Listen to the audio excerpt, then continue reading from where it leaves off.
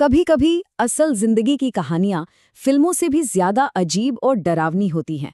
आज हम एक ऐसे ही शातिर अपराधी की दुनिया में उतरेंगे जिसका नाम सुनकर आज भी कई देशों की पुलिस के कान खड़े हो जाते हैं। चार्ल्स शोभराज। आपको डॉन फिल्म का ये डायलॉग तो याद ही होगा, है ना? ये डायलॉग जैसे किसी फिल्मी किरदार के लिए नहीं, बल्कि चार्ल्स शोभराज के लिए ही लिखा गया था। वो एक ऐसा शख्स था जिसे पकड़ना पुलिस के लिए ख्वाब जैसा था, और जब वो पकड़ा जाता तो जेल ही उसका राजमहल बन जाता था। शोभराज की सबसे बड़ी खासियत, या कहूं कि सबसे बड़ा धोखा, उसका व्यक्तित्व था। वो एक साथ दो जिंदगियां जीता था। एक तरफ वो एक फ्रेंच मॉडल जैसा दिखने वाला, पढ़ा लिखा और बेहद चार्मिंग इंसान था, लेकिन इस मुखौटे के पीछे एक बेरहम सीरियल किलर छिपा था, जो लोगों से दोस्ती करता, उन्हें नशा देता और फिर हमेशा के लिए खामोश कर देता। तो सवाल यही उठता है कि आखिर वो कौन सी वजह थीं जिन्होंने एक इंसान को दुनिया के सबसे कुख्यात अपराधियों में से एक बना दिया। इस सवाल का जवाब उसके बचपन की गलियों में छिपा है। किसी भी अपराधी की मानसिकता को समझने के लिए उसकी कहानी की शुरुआत में जाना बहुत जरूरी होता है, और शोभराज की कहानी की जड़ें थीं उसके बचपन में मिले तिरस्कार और अकेलेपन में। उसकी कहानी की नींव ही सच कहूं तो तिरस्कार पर रखी गई थी। साल था 1944, जगह वियतनाम। पिता भारतीय, माँ वियतनामी, लेकिन जन्म के बाद ही दोनों अलग हो गए। जब माँ ने एक फ्रांसीसी से शादी की तो चार्ल्स फ्रांस पहुंच तो गया, लेकिन वहां वो हमेशा एक आउटसाइडर ही रहा। स्कूल में बच्चे उसे उसकी मिक्स रेस पहचान के लिए चिढ़ाते, और घर में सौतेले पिता का प्यार कभी नहीं मिला। वो हर जगह अकेला था, और यही अकेलापन उसके अंदर धीरे धीरे जहर भर रहा था। ये लाइनें उसने अपनी डायरी में अपने असली पिता के लिए लिखी थी। ये सिर्फ एक बेटे का गुस्सा नहीं था, ये दुनिया के खिलाफ एक ऐलाने जंग था। एक ऐसे बच्चे का ऐलान जिसने ठान लिया था कि वो उस दुनिया से बदला लेगा जिसने उसे कभी अपनाया ही नहीं। और देखिए विडंबना कैसी है, जिस पहचान ने उसे बचपन में सबसे ज्यादा दर्द दिया, वही आगे चलकर उसका सबसे बड़ा हथियार बनी। वो कई भाषाएं बोल सकता था, फ्रेंच, इंग्लिश, हिंदी, वियतनामी। उसने अपनी इसी पहचान का इस्तेमाल करके लोगों का विश्वास जीतना सीखा, और वो किसी भी देश, किसी भी कल्चर में ऐसे घुल मिल जाता था जैसे वो वहीं का हो। और अब हम उसकी जिंदगी के सबसे खौफनाक अध्याय की तरफ बढ़ते हैं। 1970 का वो दशक, जब चार्ल्स शोभराज ने हिप्पी ट्रेल को अपने शिकार का मैदान बना लिया था। हिप्पी ट्रेल उस जमाने में नौजवानों के लिए आज़ादी और रोमांच का रास्ता था, लेकिन शोभराज जैसे शिकारी के लिए ये मासूम शिकारों का एक खुला मैदान था। सोचिए, हजारों नौजवान अपने घर से दूर, बिना किसी कम्युनिकेशन के, और नए लोगों पर आसानी से भरोसा करने वाले। शोभराज के लिए इससे बेहतर मौका और क्या हो सकता था।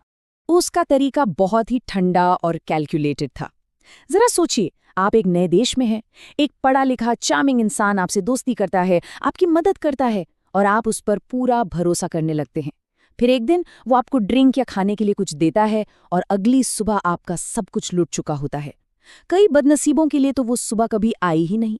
शोभराज उनकी हत्या करके उनका पासपोर्ट लेकर एक नई पहचान के साथ गायब हो जाता था।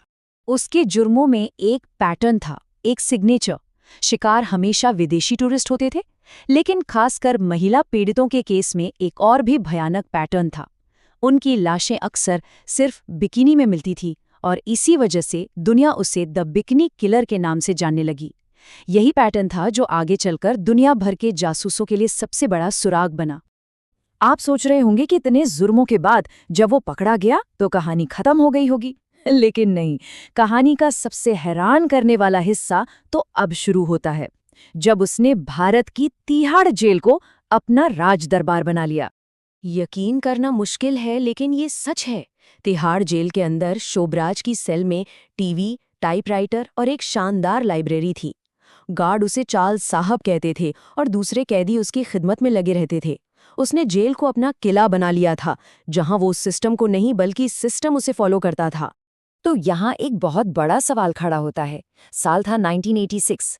उसकी सजा पूरी होने में सिर्फ 2 साल बचे थे। तो फिर उसने जेल से भागने जैसा बड़ा रिस्क क्यों लिया? इसका जवाब उसकी शातिर सोच में छिपा है। एक ऐसी चाल जो किसी भी ग्रैंड मास्टर को मात दे दे। देखिए, उसका ये भागना आज़ादी के लिए नहीं था, ये एक सोची समझी रणनीति थी। उसे पता था कि जैसे ही वो भारत की जेल से छूटेगा, उसे थाईलैंड भेज दिया जाएगा, जहां उस पर हत्या के कई मामले थे और सजाए मौत तय थी। लेकिन थाईलैंड में मुकदमा चलाने की 20 साल की एक समय सीमा थी, जो जल्द ही खत्म होने वाली थी। तो उसने जानबूझकर जेल तोड़ी ताकि उसे भारत में फिर से पकड़ लिया जाए और एक नई सजा मिले। मतलब वो थाईलैंड की मौत की सजा से बचने के लिए भारत की जेल में कुछ और साल बिताना चाहता था। और उसके भागने का तरीका भी किसी फिल्म से कम नहीं था।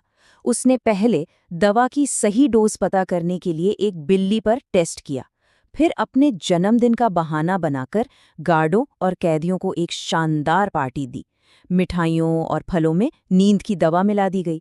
जब सब बेहोश हो गए तो वो बड़े आराम से जेल के मेन गेट से बाहर निकल गया और जाते जाते गेट पर एक फोटो भी खिंचवाई। कहते हैं ना, हर कहानी का एक अंत होता है, और चार्ल्स शुभराज की कहानी का अंत लिखा उसके अपने ही अहंकार और गुरूर ने। 1997 में वो भारत से रिहा हुआ और तब तक थाईलैंड में केस चलाने का टाइम भी खत्म हो चुका था। वो पेरिस गया और वहां एक सेलिब्रिटी बन गया। अपनी कहानी के राइट्स बेचकर उसने लाखों कमाए। वो इंटरव्यू देता और मीडिया का इस्तेमाल अपनी एक रॉबिन हुड जैसी इमेज बनाने के लिए कर रहा था। लेकिन एक शिकारी को शोहरत की लत लग जाए तो वो ज्यादा दिन शांत नहीं बैठ सकता। और यहीं उसने अपनी जिंदगी की सबसे बड़ी और आखिरी गलती की। एक तरफ 1986 में उसने सजा से बचने के लिए इतनी बड़ी चाल चली थी, दूसरी तरफ 2003 में वो जानबूझकर नेपाल वापस गया, दुनिया का वो अकेला देश जहां उसके खिलाफ हत्या का वारंट अभी भी एक्टिव था।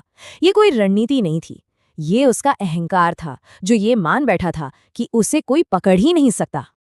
और वही हुआ जिसका डर था। नेपाल पहुंचते ही उसे 1975 में हुए 2 मर्डर के केस में गिरफ्तार कर लिया गया। इस बार उसकी कोई चाल काम नहीं आई और उसे उम्र कैद की सजा हो गई। आखिरकार वो शिकारी अपने ही बिछाए जाल में फंस गया था। उसकी अपनी माँ के ये शब्द शायद उसके पूरे व्यक्तित्व का सबसे सटीक सार है। एक चेहरा जो किसी फरिश्ते जैसा था, लेकिन उसके अंदर एक शैतान बसता था। साल 2022 में नेपाल की सुप्रीम कोर्ट ने उसे बुढ़ापे की वजह से रिहा कर दिया। आज चार्ल्स शोभराज आज़ाद है और फ्रांस में रहता है। लेकिन एक सवाल आज भी हवा में तैर रहा है कि क्या एक सांप बूढ़ा होने पर अपना जहर खो देता है, या ये किसी नए तूफान से पहले की शांति है।